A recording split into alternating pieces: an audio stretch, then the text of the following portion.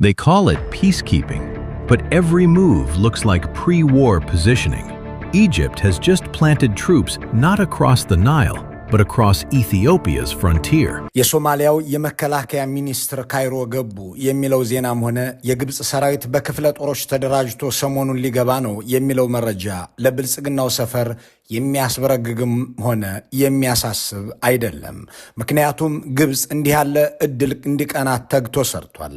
ኢትዮጵያን በየቀኑ እያፈረሰ ውልና ሕግ እየጣሰ ከጎረቤቶች ሁሉ እየተጋጨ ካይሮ ድረስ እየሄደ እየማለ የፈርዖኖቹ ዝሆኖች የምስራቅ አፍሪካን ሰማይና ምድር እንዲወርቁበት አድርጓል። እናም የኢትዮጵያ መንግስታት ሁሉ እንዳይሆን የተጉበት እንዳይሳካ የለፉበት ነገር በብልጽግና ዘመን ሆነና ግብጽ በኢትዮጵያ ድንበሮች ላይ ሰራዊት ማስፈር ጀመረች። በኢትዮጵያ አርበኞች መሪዎችና ትውልዶች በጉንደትና በጉራ ከነጉራቸው ለወሬ ነጋሪ እንዳይቀሩ ተደርገው የተሸነፉት ከዚያም በተከታታይ የኢትዮጵያ አርበኛ ትውልዶች ሁሉ በዲፕሎማሲና በፖለቲካ ድል የሆኑት እነዚያ ሰሜን አፍሪካውያን ምስጋና ለዘመናችን ባንዳ መሪዎችውንና አሁን ጦራቸውም ፖለቲካቸውም በአካባቢው እየናኘ ነው። እንዲህ ያለውን ቁጭት ለመደርደር ሰሞኑን እየተከናወኑ ያሉትን ነገሮች መመልከት በቂ ምክንያት ይሆናል። ከአንድ ሳምንት በፊት ካሚል ኤልዋዚር የተባሉ ሹም ጅቡቲ ገቡ ተባለ። ሰውየው ከግብጽ ገዢ ልሂቃን መካከል አንዱ ናቸው። የአገሪቱ ምክትል ጠቅላይ ሚኒስትር። የጅቡቲ ጉዟቸው በአንድ ዓመት ውስጥ ለሁለተኛ ጊዜ የተደረገ ነው። ጉዞውም ተራ ጉዳይን ያነገበ አልነበረም። ግብጽ በጅቡቲ የባህር ሰፈር ሚና እንዲኖራት የሚያደርግ ስምምነት ለመፈራረም ነበር። ፈርመው ተመልሰዋል። እሳቸው ከምስራቅ አፍሪካ ተመልሰው ካይሮ ሲደርሱ ከሞቃዲሾ ደግሞ አህመድ ማካሊን ፊቂ የተባሉ ሚኒስትር ወደ ግብጽ በረሩ። እዚያ ሲደርሱም አብዱልማጂድ ሳቂር የተባሉ አቻቸው ተቀብለዋቸዋል። ሁለቱም የሶማሊያና የግብጽ መከላከያ ሚኒስትሮች ናቸው። የሁለቱም ሚኒስትሮች ውይይት የተያዘው የፈረንጆቹ ዓመት ሳያልቅ የግብጽን ሰራዊት ወደ ሶማሊያ ለማስገባት የሚያስችልን ተግባር መፈጸም የሚል ነው። ሁለቱ ሚኒስትሮች ይህንን እየተወያዩ እያለ አብደላቲ የተባሉት የግብጽ የውጭ ጉዳይ ሚኒስትር በቢቢሲ ላይ ቀርበው ሶማሊያ እኮ እየገባን ያለነው ተጋብዘን ተጠርተንና በሶማሊያ ድረሱልን ተብለን ነው አሉ። በአፍሪካ ህብረት የሰላምና የጸጥታ ምክር ቤት ተጠይቀን እንዲሁም ከሶማሊያ መንግስት በጽሁፍ በቀረበ ጥያቄ ነው የተሰማራነው። የሶማሊያን የግዛት አንድነትና ሉዓላዊነት ለመጠበቅ እንዲሁም ከአልሸባብና ከሌሎች የሽብርተኛ ድርጅቶች ለመከላከል እንድንረዳቸው ጥሪ ያቀርበዋል። አብደላቲ ልክ ናቸው። አብይ አህመድና ብርሃኑ ጁላ በሶማሊያ ታጣቂዎችን እንደግፋለን፣ ግዛት ቆርሰን ዕውቅና እንሰጣለን ሲሉ በሁለት እግሩ ያልቆመው የሶማሊያ መንግስት ስጋት አድሮበት አገራዊ አንድነቱንና ሉዓላዊነቱን ለመጠበቅ ሲል ግብጽን ጋብዟል። ሐሰን ሼክ መሐመድ እንደ አብይ አህመድ አይደሉምና የአገራቸው ግዛት አካል የሆነውን ሶማሊላንድን ተገንጥለህ ሂድልኝ አላሉም። ጄኔራል ፊቅ በሕገ መንግስቱ መሰረት ተገንጥላችሁ ሂዱ ብለው የሚናገሩ ብርሃኑ ጁላ አይደሉምና ሶማሊላንድ አትገነጠልም ብለው አገራቸውን ሊከላከሉ ግብጽን ድረሽልን ብለዋል። በኢትዮጵያ መንግስታት ተጋድሎና ዲፕሎማሲያዊ ስኬት ከሶማሊያም ሆነ ከምስራቅ አፍሪካ እንድትርቅ ተደርጋ የኖረችው ግብጽም ሶማሊያን የነካ እኔን እንደነካ ቆጥረዋለሁ እያለች ትመጣ ዘንድ የ4 ኪሎ የግብር ልጆቿ ረድተዋታል። አልሲሲም አሉ ሶማሊያን መንካት ብቻ ሳይሆን ወደ እሷን መጠጋት አይቻልም። But for people to understand that we will not allow anyone to threaten Somalia or come near Somalia.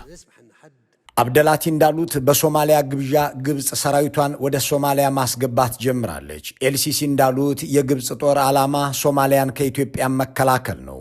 አምና አመራሮችንና ወታደራዊ ትጥቆችን ያስገባው የግብጽ መንግስትም ዋናውን ተዋጊ ኃይል ገና አላስገባም። ለሱ እየመከረ ነው። እዚህ ጋር አንድ ነባር እውነት እናስቀምጥ። የግብጽ መንግስታት ራሳቸውን እንደ አረባዊ እንጂ አፍሪካዊ የመመልከት ችግር ያለባቸው ናቸው።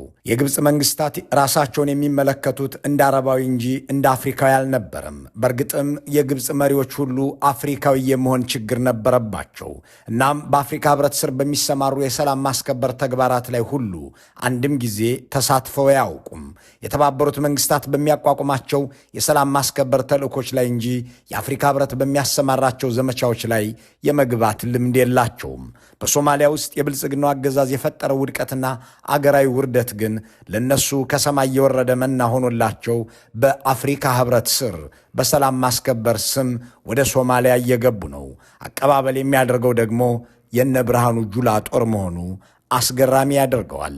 ባሳለፍነው ዓመት የግብጽ ጦር ሶማሊያ ሲገባ በአደን አብድሌ ኢንተርናሽናል ኤርፖርት ውስጥ የጥበቃ ሥራ ላይ ተሰማርቶ የነበረው የብልጽግና መከላከያ አቀባበልና አጀብ እያደረገለት ወደ ሞቃዲሾ ቪላ ሶማሊያ አስገብቶታል። ባሳለፍነው ነሐሴ ደግሞ 16 የድሮንና የአየር መቃወሚያ ላይ የሚሰሩ የግብጽ ወታደራዊ ኤክስፐርቶች ከኢትዮጵያ ድንበር አቅራቢያ ጆሃር ተብሎ በሚጠራ ቦታ ላይ የጦር ሰፈሩን ሲያደራጁ መቆየታቸው ሲዘገብ ከርሟል። ከጆሃር በተጨማሪ የኢትዮጵያ ሰራዊት ከ1990ዎቹ ጀምሮ እንደ መከላከያ ወረዳ ወይም በፈር ዞን ሲጠቀምበት በነበረው ጌዶ እንዲሁም ሂራን ባሉ ከተሞች የግብጽ ጦር የሚሰፍርበትን መንገድ ሲያደላድሉ ከርመዋል ወታደራዊ ኤክስፐርቶቹም። Egypt's military is quietly extending its reach into Somalia. Sources confirm that Egyptian defense officials have identified forward operating bases in Balad, Johar, Bahrain, and Mahadai for the African Union Support and Stabilization Mission, or AUSSOM. ግብጽ ይህ እንደሆነላት ብዙ ደክማለች። ሶማሊያን ለመያዝ በምስራቅ በኩል ኢትዮጵያን እንዳሻት ለማድረግ ብዙ ዓመት ታትራለች። በሶማሊያ ገብታም ወጥታለች። ለዚያውም ቡትሮስ ጋሊ የተባሉት ግብፃዊ የተባበሩት መንግስታት ዋና ጸሐፊ በሆኑበት ዘመን ተመልሳ ለመግባት ያላንኳኳችበት ዘመን ባይኖርም የአዲስ አበባ መንግስቶች ግን እንዳይቀናት አድርገዋት ኖረዋል። በቀዳማዊ ኃይለ ሥላሴ ዘመን የነበረው ሥራ ዲፕሎማሲም ወታደራዊም ነው። ግብጽ የሶማሊያን መንግስት ተጠቅማ ኢትዮጵያ ላይ ክፉ እንዳታስብ 3ኛ ክፍለ ጦር የሚባለውን ሰራዊት የበለጠ ማድረጀትና ኦጋዴን አካባቢ እንዲሰፍር በማድረግ በሌላም በኩል ደግሞ ከራሱ ከሞቃዲሾ መንግስት ጋር እንዲሁም ከወቅቱ የኢትዮጵያ ጎረቤቶች ጋር ከኬንያና ሱዳን ጋር በሰላም መኖር እንደ እንግሊዝ ያሉ በዘመኑ የአፍሪካ ውስጥ አድራጊ ፈጣሪ የነበሩ ሀያላንን ደግሞ ወዳጅ ማድረግ ግብጽ በቀጣናው የነበራትን በጦር የመከሰት ሙከራና ፍላጎት እንዳይሳካ አድርገውታል።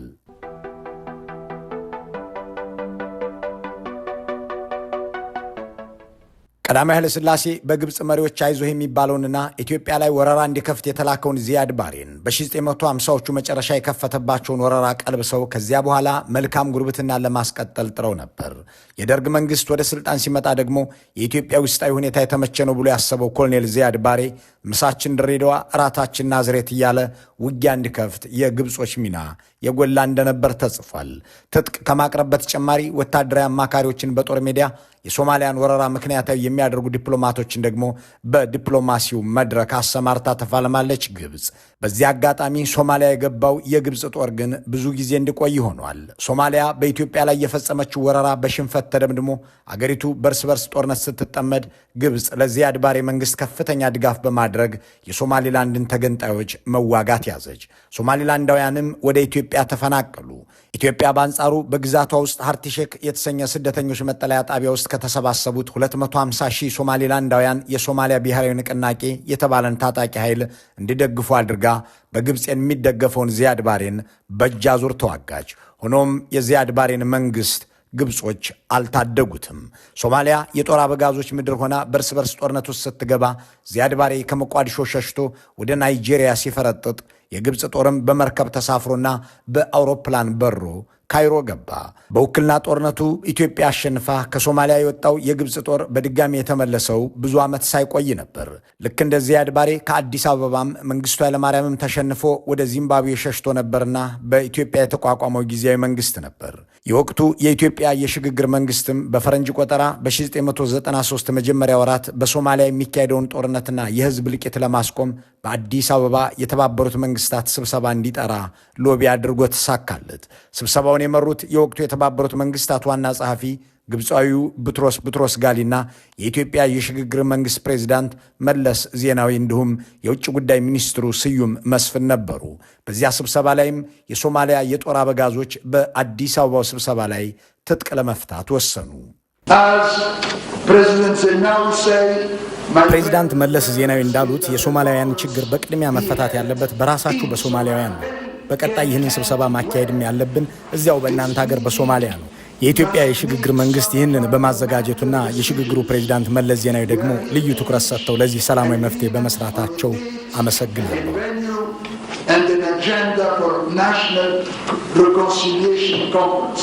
በአዲስ አበባው መድረክ ላይ ሶማሊያውያን የጎበዝ አለቆች ትጥቅ ፈተው ወደ ሰላም እንዲመለሱ ለማድረግ ከስምምነት ከተደረሰ በኋላ ትጥቅ መፍታቱን የሚያስፈጽም 28000 ሰላም አስከባሪ ኃይል ወደ ሶማሊያ እንዲሰማራ የግብፃዊው ቡትሮስ ጋሊ ድርጅት ወሰነ። በተልእኮም ላይ የግብፅ ሰራዊት እንዲካተት ተደረገ። እዚህ ጋር ሶማሊያን በማስመልከት የግብፅ መንግስት የፈጸመው ሴራ ሁለት ነው። በአንድ በኩል ሰራዊት ለማስገባት የአገሩን ልጅ ቡትሮስ ጋሊን ተጠቀመ።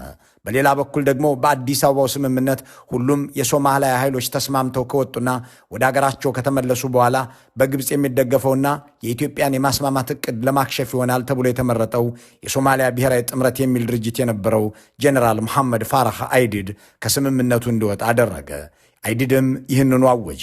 ኢትዮጵያ በበጎ ልትነሳበት ትችላለች በሚል የሶማሊያን ሰላም እንዳይመጣም እንዳይጸናም ያደረገችው ግብፅ በተባበሩት መንግስታት ስር ያሰማራችውን ሰራዊቷን ለ2 ዓመት አቆየች። ከ2 ዓመታት በኋላ ግን የሶማሊያ የሰላም ማስከበር ተልዕኮ መክሸፉን የተባበሩት መንግስታትና በዘመቻው ላይ ንቁ ተሳትፎ የነበራቸው ምዕራባውያን ይፋ አደረጉ። በተለይም የአሜሪካ ሰራዊት ከደረሰበት የከፋ ጥቃት በኋላ በዚያች ሀገር የገባው የሰላም አስከባሪ ሰራዊት ሁሉ ይውጣ ተብሎ ተወሰነ። የግብፅም ጦር እንደገና ሶማሊያን ለቆ ለመውጣት ተገደደ። ይህ የሆነው መጋቢት 1987 ዓ.ም በኢትዮጵያ አቆጣጠር ነው። የግብፅ ጦር ከሶማሊያ በይፋ ለቆ ቢወጣም ኢትዮጵያን ለመገዳደር የሚሆነውን ቀዳዳ ለመፈለግ ማማተሩን ግን አልተወም። ኢትዮጵያም ግብፅ ወደዚያች አካባቢ እንዳትሄድ ማድረግ የሚቻለው የሶማሊያ ሁነኛ ኃይሎችን ወዳጅ በማድረግና የአገሪቱን ችግር በመፍታት ነው ብላ ገፋችበት። በዚህም በሶደሬ ሪዞርት የሶማሊያ ፖለቲከኞችን ጠርታ የሶደሬ የሰላም ሂደት ሶደሬ ፒስ ፕሮሰስ የሚል መድረክ አመቻቸች። የብሔራዊ መድህን ምክር ቤት ናሽናል ሳልቬሽን ካውንስል የሚባል የጋራ ተቋም እንዲመሰርቱም አደረገች። በዚህ ጊዜም በየአቅጣጫው መንግስት መስርቻለሁ ማለት እንዲያበቃና የአንድነት መንግስት እንዲቋቋም ለማድረግ የሚያስችል ሌላ እርምጃ ተባለ። ከፊሎቹ የሶደሬው መድረክ ተሳታፊዎች በኬንያ በኩል አድርገው ወደ ኢትዮጵያ ከተጓዙ በኋላ ሲመለሱ ቪዛ በመከልከላቸው የአዲስ አበባ መንግስት የኢትዮጵያ ፓስፖርት ሰጥቶ ወደ አገራቸው እንዲገቡ አድርጓል። የሶማሊያ ፖለቲከኞችም በሶደሬ የመሰረቱት ምክር ቤትም በአገራቸው በቦሳሶ እንዲደገም አድርገው አቶ መለስና ቡትሮስ ጋሊ በአገራቸው ልታካሄዱት ይገባል ያሏቸውን መድረክ አዘጋጅተው የብሔራዊ እርቅ ጉባኤ ጠሩ።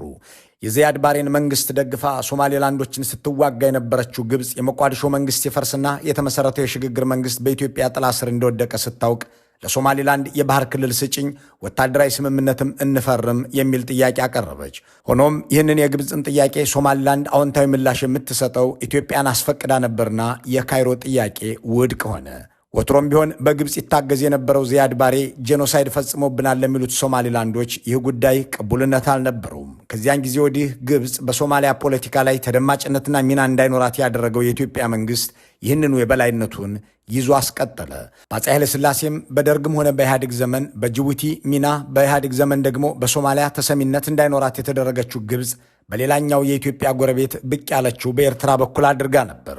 ለሻቢያ ገና በትጥቅ ትግል ዘመኑ የሬዲዮ አገልግሎት የትጥቅና የቤዝ ድጋፍ እንዲሁም የዲፕሎማሲ እገዛ ታደርግ የነበረችው ግብፅ በ1990 ዓ.ም ኢትዮጵያን ሲወር ትጥቅ አቀባይ ሆና ብቅ አለች። ሆኖም ወረራው ሲቀለበስና ሻቢያ ሲሸነፍ ትኩረቷን ሻቢያ በአስመራ በሚያሰባስባቸው የኢትዮጵያ መንግስት ተቃዋሚዎች ላይ አደረገች።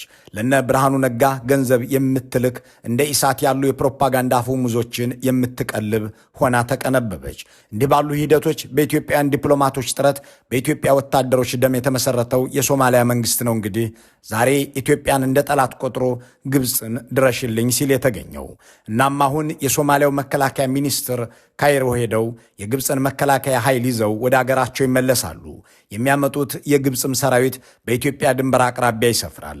ይህም የሆነው ዕውቀትና የአገር ፍቅር በደጃፋቸውም ላይ አልፎ የማያውቅ ገዢዎች በምኒልክ ቤተ መንግስት በመግባታቸው ነው። እናም 5000 ግብፃዊ ወታደሮች ከአፍሪካ ህብረት ተልዕኮ ውጪ በሶማሊያ መንግስት ቀጥተኛ ጥያቄ 5000 የሚሆኑት ደግሞ በአፍሪካ ህብረት የደሞዝ ቅጽ እየተመዘገቡ በጥቅሉ 10000 የግብፅ ሰራዊት ሶማሊያ ይገባል። እነ ሱሌማን ደደፎ ግን ሶማሊያ የሚገባው የግብፅ ጦር አያሰጋም ይላሉ። Egypt is deepening its military presence in Somalia through the African Union Support and Stabilization Mission in Somalia, AWASOM, set to launch in January 2025. Somalia's Ministry of Defense confirmed the completion of training for Egyptian armed forces units, with Cairo pledging 10,000 troops, 5,000 under AWASOM and 5,000. Ethiopia cannot be threatened by the presence of Egyptian troops in Somalia. እነ ሱሌማን ደደፎ መተው በአብይ አህመድ እየተሰማሩ ለግብጾች የሚመች ተግባር ከመከወናቸው በፊት የካይሮ መንግስታት የኢትዮጵያን ጎረቤቶች በእነሱ ዛቢያ ስር ለማሽከርከር ሲጥሩ ኖረዋል። ይህንን ከቀዝቃዛው ጦርነት ጀምሮ የያዙት ጉዳይ ቢሆንም እንደ ፖሊሲም ቀርጸው የተገበሩትም ቢሆን የኢትዮጵያ መንግስታት ግን በተሳካ ሁኔታ መክተውታል፣ አክሽፈውታል። ጎረቤቶቻቸውንም ወዳጅ ማድረግ ችለው ኖረዋል። የብልጽግናው መንግስት ስልጣን ከያዘ በኋላ ግን የኢትዮጵያ ጦር ከሱዳን ተባሮ የግብፅ ጦር እንዲገባ ሆኗል። በጅቡቲ ውል ተፈርሟል። አሁን ደግሞ በሶማሊያ ወታደራዊ ጦር ሰፈር ተገንብቶ ሰራዊት እየገባ ነው። ግብፅ ከሻቢያ መራሿ ኤርትራ ጋር ያላት ግንኙነት የበለጠ ተሻሽሏል። የቀይ ባህር ፎረም የሚባል መድረክ ፈጥረውም ባህሩን በጋራ ወታደራዊ ግንባር ስለመጠበቅ እየተነጋገሩ በባህሩም ላይ ወታደራዊ ልምምድ እያደረጉ መሆኑ ተገልጿል። በአጠቃላይ ኢትዮጵያ በአካባቢው ሀገራት እንደ ጠላት በምትታይበት በዚህ ወቅት ግብፅ ግን ወታደራዊ ጦር ሰፈርና ዲፕሎማሲያዊ ተደማጭነት እየመሰረተች ሄዳለች። እናም ሰሞኑን የሶማሊያ መከላከያ ሚኒስትር ግብፅ ሄደው መሪዎቹ በተፈራረሙት ወታደራዊ ስምምነት መሰረት ጦር ሰራዊት ይዘው ሊመለሱ ነው የሚለው ዜና አዲስ አበባ ባሉ ገዢዎች ስንፍና አቅመቢስና አላዋቂነት የተፈጸመ እንጂ የግብፅ አዲስ ፍላጎትና እንግዳ ፖሊሲ የወለደው አይደለም። መልካሙን ሁሉ በመመኘት በዚሁ እንሰናበታለን።